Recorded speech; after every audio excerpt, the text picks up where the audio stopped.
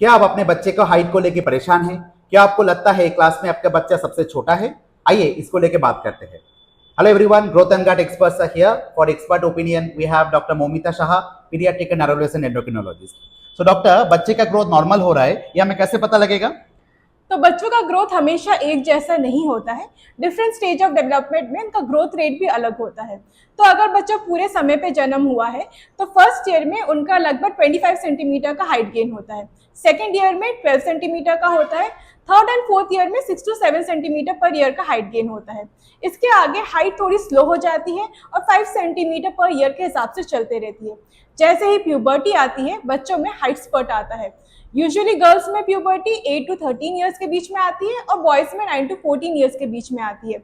इस दौरान गर्ल्स का हाइट लगभग 7 to 9 सेंटीमीटर पर ईयर से गेन होता है और बॉयज में 9 to 11 सेंटीमीटर पर ईयर से गेन होता है। अच्छा, तो ये प्यूबर्टी बच्चे का हाइट को कैसे अफेक्ट करता है?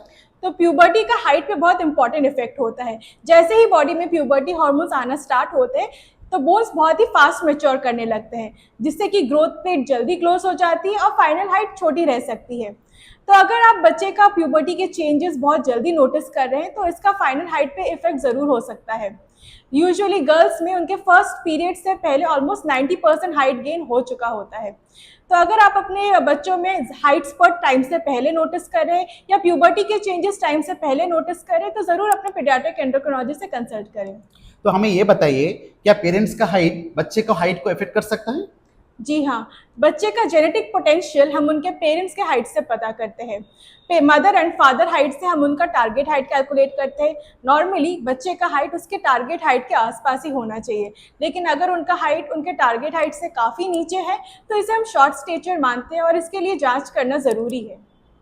तो क्या जन्म के बाद का साइज अगर नॉर्मल से छोटा हो, क्या आगे चल के बच्चे का फाइनल हाइट को वो अफेक्ट कर सकता है? हाँ जी हाँ, तो अगर पूरे समय पे जन्म हुआ है लेकिन जन्म पे उसका वजन या लेंथ कम है तो हम इसे SGA यानी कि स्मॉल फॉर जेस्टेशन एज मानते हैं।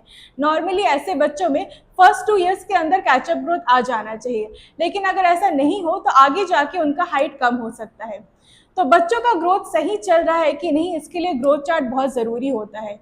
सो पेरेंट्स हर 6 महीने में एटलीस्ट एक बार बच्चे का हाइट एंड वेट इस पर ज़रूर ट्रैक करें। इससे हम कोई भी ग्रोथ प्रॉब्लम्स जल्द से जल्द आइडेंटिफाई कर सकते हैं और इसका ट्रीटमेंट कर सकते हैं। सो आने वाले वीडियोस में हम इसके बारे में और डिटेल में बात करेंगे। Stay tune for more such videos. Follow us at Growth Gut Experts and you can visit us as www.growthgutexperts.com. Thank you. Thank you.